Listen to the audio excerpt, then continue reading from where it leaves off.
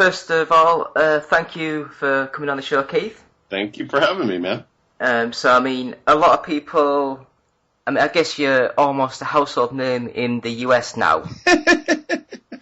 I wish. No, I wouldn't say that. I mean, we're a smaller show. I mean, we're certainly gaining popularity, but, first of all, you have to be into the genre, you have to be into the, guts and brains of it. And some people just cannot handle that. So, so that takes us out of, the running of some people's households. But we are certainly finding our audience. We have a lot of crossovers from that other zombie show, The Walking Dead, that are really, enjoying our show. So, we are getting some ground here in the U.S. Yeah, so for anyone that's unaware, so basically besides acting, you're also a writer, director, producer, filmmaker. Yeah.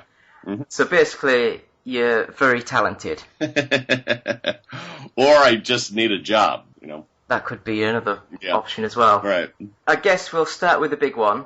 Okay. What was it like to be on one of the biggest TV franchises of all time in Star Trek on Enterprise? Oh, wow. That was incredibly awesome. It was, a childhood dream come true to be on that show. First of all, I got to be in really heavy makeup. So the character I was playing was called Suliban. And looks like their heads are made out of oatmeal. And so I got to be in makeup probably 6 hours before I ever did any acting. And so that was really cool. I mean, to go in and I had special contacts that they had me fitted for, and this whole outfit. So it was a whole thing. And then, you get to walk around on the Enterprise. And, my God, even when I wasn't, shooting my scene, I'd go and I'd just walk around and, I'd go, I can't believe I'm standing in the transporter room. It was just thrilling. I was just, I had, my teenage heart on all over the place. It was like, this is just so cool. Yeah, I've looked at some of the pictures and you can hardly recognize that it's yourself. Oh, yeah. It's quite crazy. Yeah, my mother wouldn't recognize me in it. But it was awesome. And, and then I do have this one claim to fame. I did kind of break the Enterprise when I was working on the show. There's a scene where I'm supposed to take the guy and rough him up, and I throw him down into the captain's chair. And we were shooting the scene, and I threw him in the captain's chair, and it came detached from the floor. And so I'm like, oh my God, I broke the Enterprise. That sucks, but it was fine. They just glued it back on. It was fine. Yeah, it's one of those things where in the shots, it all looks nice, pristine, shiny and close, but actually, when you get close in, it's a bit duct tape. Yeah. Although this was a pretty fancy set, I have to say. They kind of had it down by then, but it was cool though, man. I tell you, I kept having to pinch myself. Felt like I was dreaming the whole time. Moving on, I watched the Big Abandoned Refrigerator Adventure. Oh, cool. And now, while it was very entertaining, I just wanted to know, how the hell can anyone come up with anything that mental? Yeah, that's just how I roll. It just sort of creeped out of my weird little head. Me and my co-creator on that, Courtney Branch, we had a day job working at we were at a film production company, or what they did was mostly titles. Anyhow, so we were bored. We are Billy and Sally, quite frankly, and we just there were these list of children's books that you would never see going around on the internet. So children's books you'd never see, like How to Dress Sexy for Grown-Ups or Children's Guide to Hitchhiking or what was another one? The Little Sissy Who Snitched, and they were just cracking us up. And so we started to make up our own titles of books. And The Big Abandoned Refrigerator Adventure was one of our titles. Because back here in the U.S., I don't know if you guys had it, but back in the day, there was these PSAs, public service announcement commercials, about how whenever you throw a refrigerator away, make sure you take the door off it because kids, there have been instances where kids got trapped in them and died. And so, anyhow, so that's where we started. And then we just just kept cracking ourselves up. That's basically how it happened. Was we thought, how far can we go? And, how much can we make ourselves laugh? And so we just kept writing. And, so we finished the thing in a few hours. And then we thought, this is really funny. This is really good. We should have someone animate it. And the reality is that no one wanted to do it for free because we didn't have any money. So it took us maybe a couple years to finally go, well, screw it. We'll just do it with dolls. Let's just do it with dolls.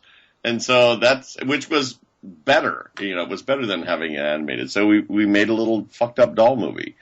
And, yeah, I'm really proud of it. I love it. I think it's, and we've got a couple more of them, there are a couple, and we still have a couple more that are written that we haven't even, made yet. That's someday we'll get them made. But yeah, they are really, Billy and Sally really is Courtney and myself. There are our alter egos. But so I know that what makes it extra creepy is the very well-spoken voiceover work. Thank you. Yeah. That runs over the top of it, which... Yes. It kind of sounds a bit like an English accent. Well, I wanted to have it sound, a little, one like a children's story to a degree, but also have a sort of regal and, soothing sound to it. So I threw a little bit, I went a little in that direction just to sort of class it up, you know what I'm saying? So I guess we'll move on into the... I keep trying to say Z-Net. It's Z-Nation, isn't it? Yeah. Well, for us it's Z-Nation. For you it's Z... What do you say? Z-Nation? Yeah. With Z, Z-E-D? Like Z? Yeah, Z. I like that better, quite frankly. Z-Nation. I mean, it's... For Z-Nation, Z-Nation actually sounds alright, but for something like World War Z, it just doesn't sound very good. Right. Yeah, okay. Yeah. It's... I don't know, it's... the Americanisms of stuff. Right. But I guess it's taken over the world now. We're invading. Talking about Z-Nation, when did you first hear about that show? Well, my involvement with the show came, let me explain. I was actually working at the Asylum. The Asylum is one of the producers of the show. And I was working there in the offices, because I needed a job. And so I was an employee there. My job was stage manager, and that basically meant, make sure there's enough toilet paper in the building. Make sure, that everyone has a desk and a chair, or, there's vomit on the front of the building. Someone hose it off. It was exciting and thrilling work. But, I needed a job. I needed to make some money, in between acting gigs here in Los Angeles. And sometimes that's how it works. In my business, you're not always on a series. You're not always, on a show. So that was my day job. So I was working there at the company. And I had been there for 3 years maybe. And I'd done some stuff with them. They knew I was an actor, and it was a great job for an actor because one, I'm in my industry. I'm not working in my industry, but I'm surrounded by it. But also, I go and they were cool with me doing auditions, going away and doing auditions and stuff like that when I needed to. So anyhow, so I was there from the get-go when they conceived of doing a television show. And so I had done some stuff with them. I'd been an actor in a couple of their films. They make a lot of really low-budget movies. And so I'd been an actor in a couple of their films. I'd also written and directed one of their a feature for them. And then also written a few scripts. A couple zombie movies, actually. So they knew me both as an actor and as a director and as a writer at this point. So when they were writing the show in the office, they brought in a team of writers and the show creators, and so they used our facility to conceive of the show. So I was surrounded by it for months before it ever happened. But they were sort of off doing their own thing, the writers, because they weren't, part of our team. So they were sort of doing their own thing. So I really didn't know much about what the show was. I knew it was a zombie show. That was about the extent of it. And, and I knew some of the people involved just briefly. I'd meet them at, the coffee machine and stuff like that. But that was about the extent of it. And then when they were auditioning finally for the show, because they were there for, about 3 months, conceiving of the show and the script, they were like, we want you to audition for the show. And so I'm like, well, great. I would love to do that. I'm sure. Any chance you get to audition for a series, absolutely. So I heard about it early on, but I wasn't really involved with the show. I was just sort of on the periphery of it. And so I auditioned for the show probably about 7 times before I booked the role. And, that was tough because after a while you're like, I'm never going to get this. I am never going to get this role. They're going to give it to some other schmoo who's been on a show before or whatever, who's had a series before, or who's used to be a star in the 80s or whatever. And so after, 7 auditions, I'm like, yeah, sure, all right, whatever. So that's kind of how it happened. And then I got the job. Yeah, from what I can gather on some stuff I've been reading, the people who you were working with, you were the last to know, basically. Yep. Yeah. I literally got the job on a Friday around 4:00 in the afternoon. And they're like, okay, we need you up in Spokane shooting by Tuesday. So it was literally throw a bunch of shit in the car and drive for, 18 hours and get on set, find a place to live and get on set. So yeah, it was really wild. It happened so quick for me, once I got the job. And, it was thrilling, but yeah, I really didn't have time to think about it. I actually took 1 day to panic. I like, because you're uprooting your life. You have to leave everything in your home. And I had a cat, and I'm like, what am I going to do? What am I going to do? You leave town for 5 months, and that's a big move. And so I took 1 day to just panic on the couch the whole day. I'm like, I can't do it. I can't do it. I can't do it. I can't do it. And then finally I had to just get up and do it. So you said it was like a 5-month shoot? Yeah, the first season was about 5 months. Because in the UK, our series get made in a block, and we play the whole series out. Mm-hmm.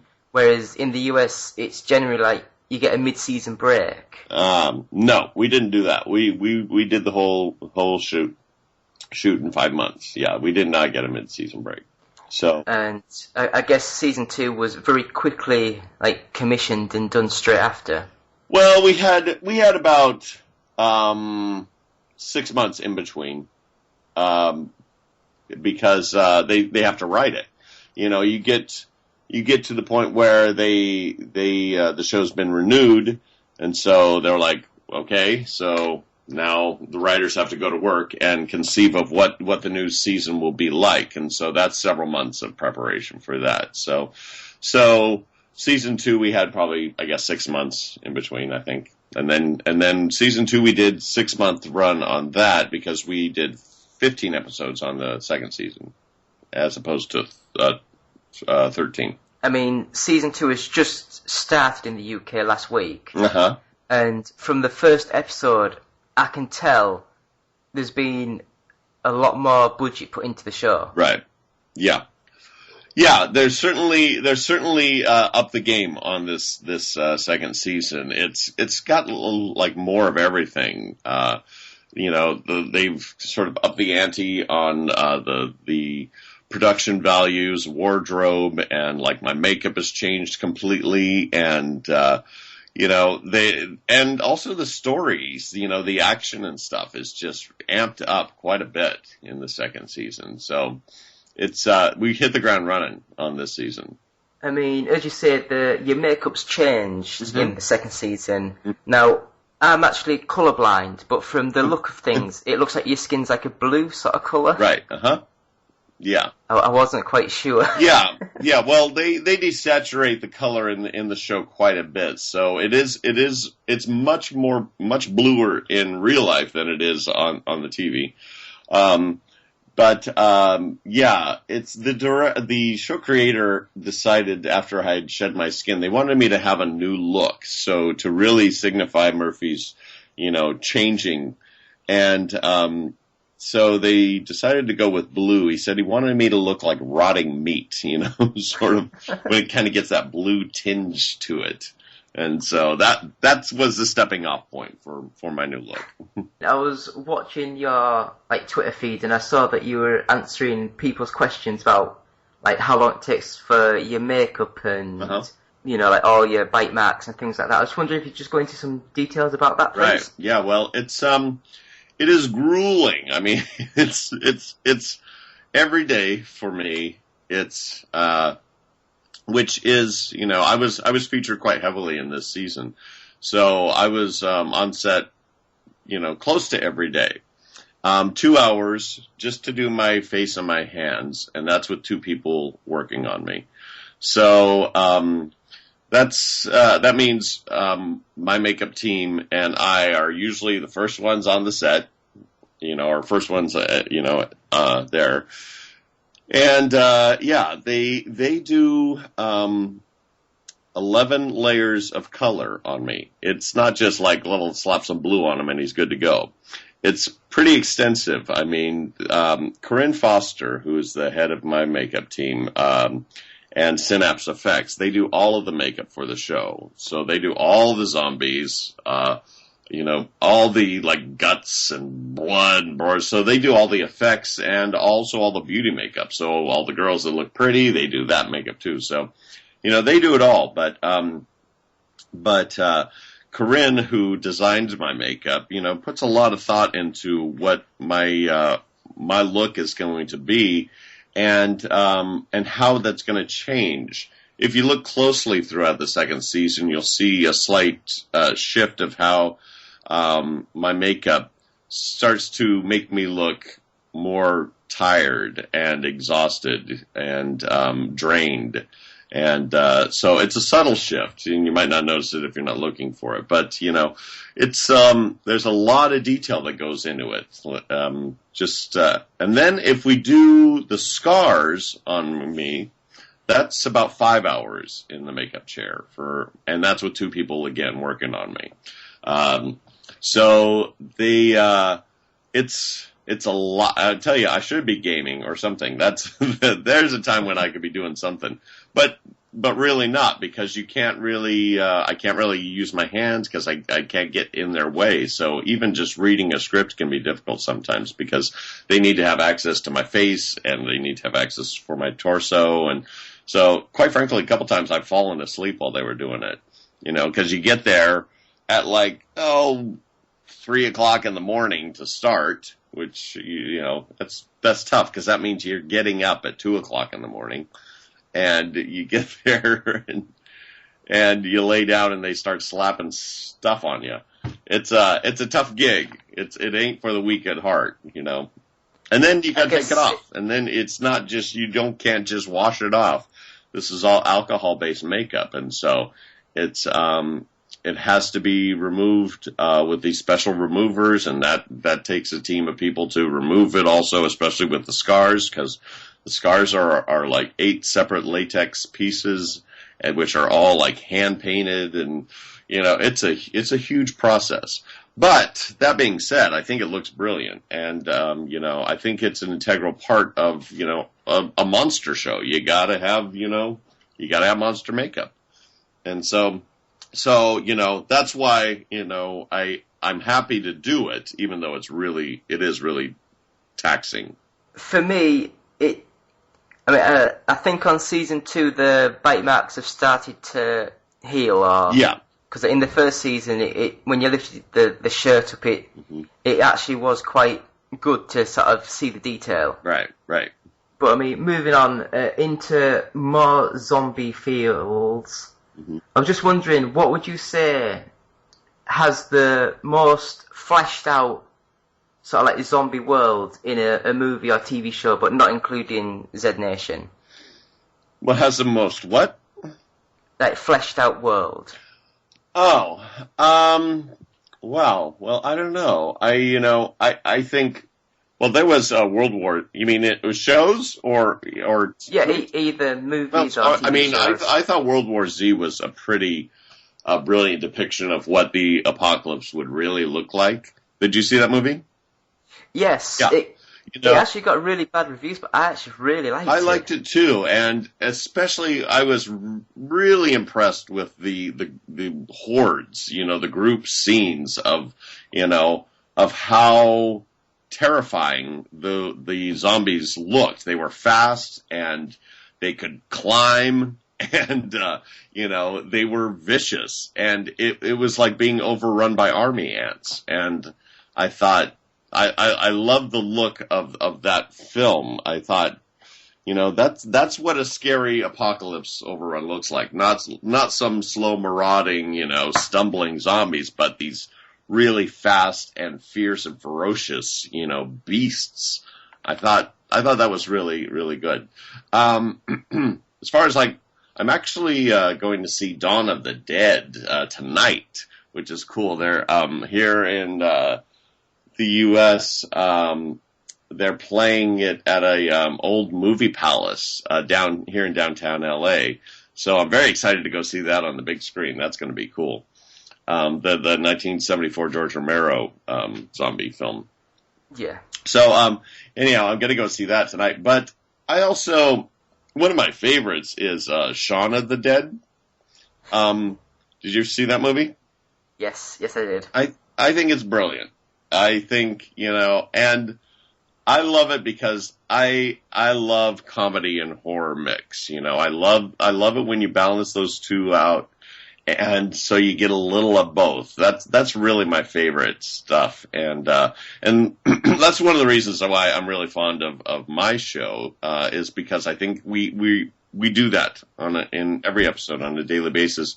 We have some very, very funny moments. And then we have brains getting blasted in and guts getting pulled out, So, and then we have some really nice, heavy, dramatic moments. So I think, one thing our show is doing really right is balancing all of those elements. So the audience it's getting such a variety when with our show.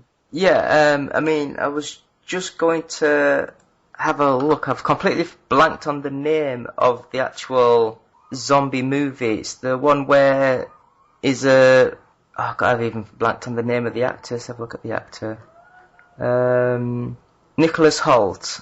What the hell was it? Warm Bodies. Oh yeah, that was the one where he was like a teenager, and he's becoming, and he befriends the girl who's the non-zombie, right? Yes, and it starts becoming more human. Yeah, I love that movie. I thought it was great. Yeah. I was really, and again, I think they created a really cool world. I think one of the things I think is most important, in whenever you're doing something like this, and this is my own experience from writing a couple of zombie movies, is, you build a world, you're building a fantasy world, and, but you have to have the logic behind it. You have to, have as a writer, go, well, why wouldn't they just, how come they don't, how can they And because that's what your audience is going to do. That's what I do. Whenever I go to, a horror movie, I'm like, why don't they just get in the car and drive away? Why are they still here? Why are they fighting? Why aren't they running? And anyhow, I think those are important questions to ask because the audience is going to ask those questions. And so, but I like that movie a lot. I thought they and the whole thing that they did about the sort of the different levels of zombies with the I don't forget what they were called at the end, but the ones that were almost skeletons and the ones that were really I thought that was cool. And I liked it. I think it was a charming romantic zombie movie. Yeah, I think they make the best. Yeah.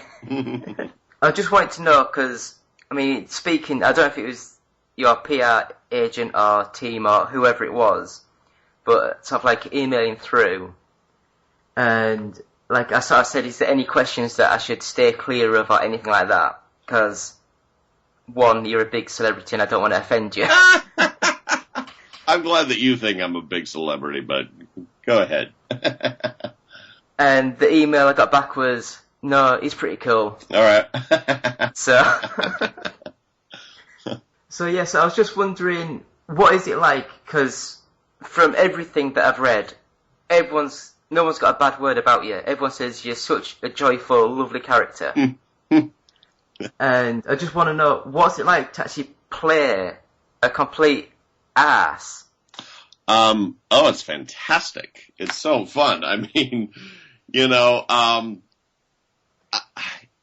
one, he's the guy you love to hate, And so one thing that I love about this character is that, I think people can identify with him quite a bit. And I think that's one thing that the character and the show has going for it is that, Murphy's character is thrust into a really horrible, horrible situation and forced to make choices that no one would ever, want to or have to make in real life. And so many people, I think they're like, they may not agree with his choices, but they can sort of empathize with it. I mean, you see someone whose life has been completely taken away from them, whose choices have been completely removed from him, and now he's thrust into this position where he's not even, himself anymore. He's becoming something completely different. So I think people can see that, he's got plenty of reasons to be an asshole, and I don't think people that, that are assholes, they are just assholes just because, they have reasoning behind it. And they don't think they're assholes. They think they're completely justified. And so, one of the tricks is to make sure that, anything I do is justified in my mind as an actor. So any of the choices that Murphy makes, I've got to be able to justify it. I have to go, well, of course I did that. Of course I left the mother and child to die. I had to because that's how we think in real life. We don't go, well, I'm just going to do this because it's a dick thing to do. We do it because we think it's the best thing to do. And, and I think when you're playing a character like mine, you have to find that reasoning. You have to really get into the logic of the person and make sure that it shows up on the screen. And when it does, the people are like, oh, he's such an asshole, but I get it, but he's such an asshole. And so I think that's what my character has going for me is that people can relate on some level. They might not necessarily agree, but but that being said, it's a blast to play. I mean, I have so much fun with my fellow actors. They're a blast. And I'll tell you, it's like making this show. It's like going through the apocalypse. It is hard. You're dirty. You're tired. It's hot. You're running. You've got like tons of makeup on. And I just want to go home, and you can't, and you're trapped there on set, and you want to take a nap, and you can't, and it's tough. It's not an easy show. We're not sitting around, shooting The Office. This is like the real deal. And the places that they put us in, like the apocalypse locations, they're really like that. You're like, oh my God, it looks like a bomb went off in this place. And they're like, yep, we're going to be shooting here all week. Great. Fantastic. So, so it's hard work. It's very hard. But, that being said, I'm getting to do what I love to do. I'm getting to act, and I'm getting to do it with really fun people who really make it worthwhile, showing up to work every day. Someone's got a joke, or, someone makes you laugh or says something silly, or we get to dig into a really emotional scene and, play around with that now. And then, so it's really cool. And then on top of it, we have a great crew. These people work so hard. I mean, everyone on our set, including the actors, but also the crew, they work so hard. And so it's, when you're in a position like that where everyone's really working towards a common goal, I think we all believe in our show. And so we're not just there for a paycheck. We're there because we're trying to create something that is, a little unique and different. And when you are surrounded by people that are committed on that kind of level, it makes a difference when you go to work. It makes a difference to be there instead of, someone that's just there to get a paycheck. Yeah, I mean, when I first started watching the first season, mm-hmm. I will admit the first episode put me off. I thought it was, I don't now to explain, it seemed very low budget, but also the characters weren't great. But then by episode 3, mm-hmm. I really felt that either the script writers or the characters or the actors themselves mm-hmm. pulled it round, and now mm-hmm. it's actually maybe my second favourite show on at the minute. Mm-hmm. Yeah. It's really grown on me. It really has. Well, I think it's part of it is because the actors start to flesh out the characters themselves. The writers have an idea of what they want, but after a couple of episodes, the characters are infused with the actors' personalities to a degree. So and we are also our show writers and creators are really great. They're really open to our suggestions and our feedback as actors. So I can go and say, I don't feel like I would say this. How about if I say this, instead? And they're like, yeah, Or sometimes they're not like, no, I need you to say this. But, at least it's open for discussion. And that's part of the collaborative process, is that you get to have a voice in what's going on with this character. And I think that really helps flesh out a character and make them more three-dimensional. Just randomly in the middle of my questions, mm-hmm. I've got, what the hell is a kinetic lamp?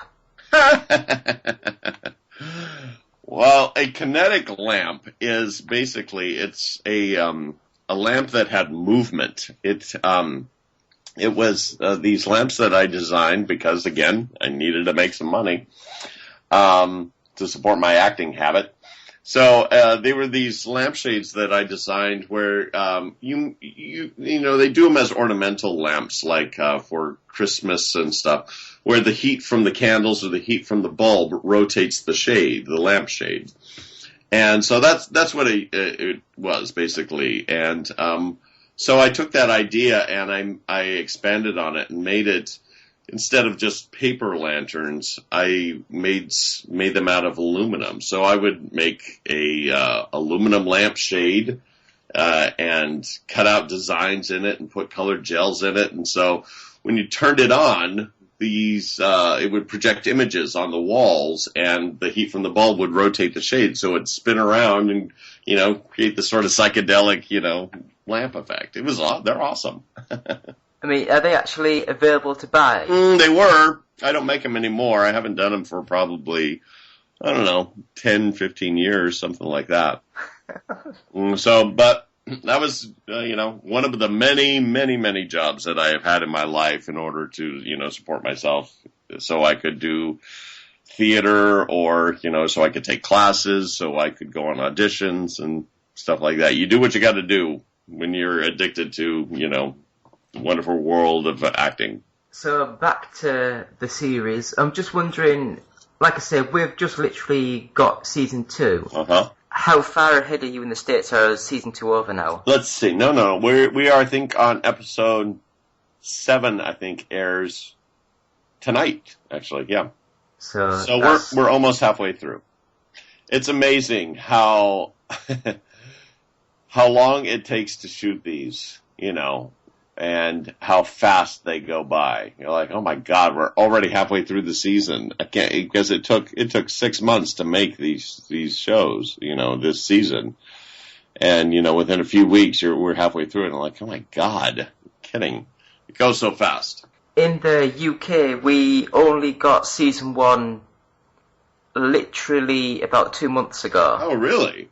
Wow. And basically what they've done is, season 1 ended 2 weeks ago, then they went straight into season 2. Wow.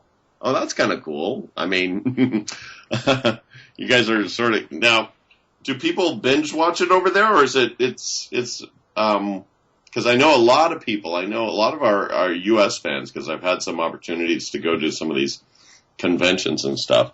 A lot of people, they'll just wait until it's, out on Netflix or something and binge watch it. People really get into, like, binge watching it over 2 days. I don't know if that's how it is over there, or are people watching it as it comes out? I mean, the problem with Netflix in the UK, mm-hmm. They've got different contracts and deals, and we don't have hardly anything on there. Oh, all right.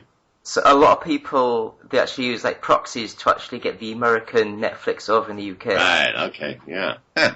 But yeah, we don't have like Z Nation on Netflix. Right. So basically we have to wait once a week when it comes on like, I think it's on Pick TV in the UK. All right, cool. How's the show doing over there? People digging it?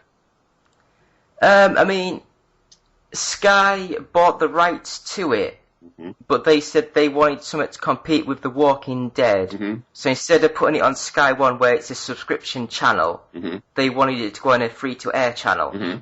But I think because of that, because Sky put it on not their premiere channel, it's got a bit of an air about it that it's budget. Oh, huh. Interesting. But I mean, I can see why Sky wanted to do that, to allow as many people... Like anyone with an aerial could watch it. Right. Huh. Instead of paying like 40 quid a month to watch it. Right. But is The Walking Dead huge over there? Yeah, that's absolutely massive. Yeah, it's massive here too, my God. The problem in the UK, there's a lot of deals with channels, and you have to have certain set-top boxes to get different channels. Right, yeah. So at the minute, I've got a Virgin, well no, it's a TalkTalk box, but I can get Sky and Virgin channels. Mm-hmm. But the AMC channel launched on the BT box, and you have to have that box to be able to watch the AMC channel, mm-hmm. which they kept Fear the Walking Dead on that exclusive. Oh, okay. Huh, interesting. Whereas The Walking Dead's on Fox, which I can get on my box, which there's just contracts everywhere. It's weird. Right. They make it hard. So I'm just wondering, did you really pull off your toenail? I did. I really did. And they fucking didn't use it. Excuse me. I don't know if I can cuss on your show. But they didn't use it. Killed me. Now, I mean, it sounds worse. It was gross. I will give you that. It was really gross. It was going to come off anyway.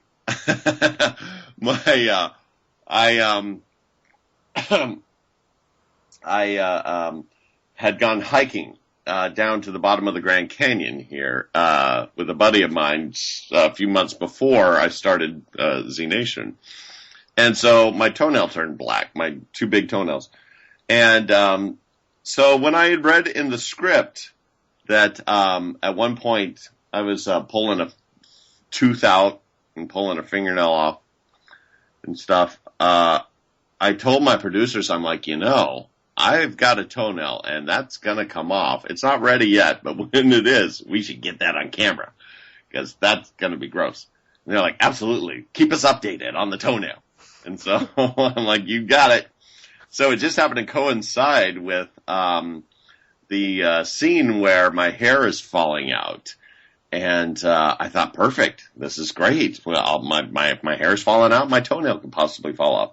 So anyhow, my toenail was actually, it was sort of lifting up, like the hood of a Volkswagen, kind of. And so that we put some like gooey blood underneath it. And I knew I'd only get like one shot at this. And so we're shooting, and they got a close-up tight on my toenail, and action. And I like go and I'm going to pull it off, and it's still kind of attached in one corner. It wouldn't come off completely. So I'm pulling it, and it really hurt. And so I start twisting it and twisting it and twisting it, and it finally came off. It was gross. In fact, some people were like gagging while they're watching it on the monitor while we're shooting. They're like, that's his real toenail.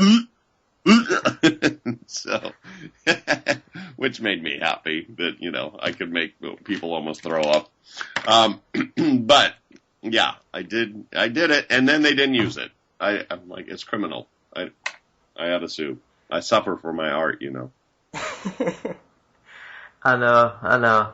But, so the last question that I've got written down here is, it's not happened yet in the UK, but you actually become a father in this season. Yes. How does that change Murphy as a character? Well, he becomes very protective, right out the gate. He doesn't, it's sort of when you, I think, are thrust into fatherhood unexpectedly in real life, also. It's one of those things where when you see your child, you become much more protective and much more fall in love with your baby. And I think it was something that Murphy wasn't expecting to happen to him. And also, either was the rest of the gang. They see a whole new side of Murphy that they didn't expect. Not only is he, he's kind of a silly dad, with this little baby, but he's also very, very protective of the baby. So yeah, it brings out a new side of Murphy. He actually has something to care about other than himself, and it creates a new sort of dimension for Murphy. Well, I'll say thank you, Keith. Well, thank you. I mean, all throughout that, because I've been watching the series for the last 6 months, all through that, it's just hard not to sort of call you Murphy. I don't mind it. Don't mind it at all. I mean, I bet you get that a lot at all the conventions. Oh, yeah. Mm-hmm. People are like, Murphy! Yeah, people are actually starting to call me the Murphy, which, you'll see in season 2. That's where it starts to go, towards the Murphy. But, yeah, I get it quite a bit. I love it. Yeah, no problem with it. Thank you. It's been an absolute pleasure. Thank you, Dave. Speaking with someone that I would consider a Hollywood star. Well, thank you. I appreciate it, man. Thanks, and thanks for watching over there in the UK. I'm glad you guys are enjoying the show. Stick with it. It gets crazy in season 2. We're going full blown out. So it's a wild ride. It really is, and I think you guys would dig it. It's not a problem. Thank you. All right. Thanks, David. Thanks. Bye. See ya.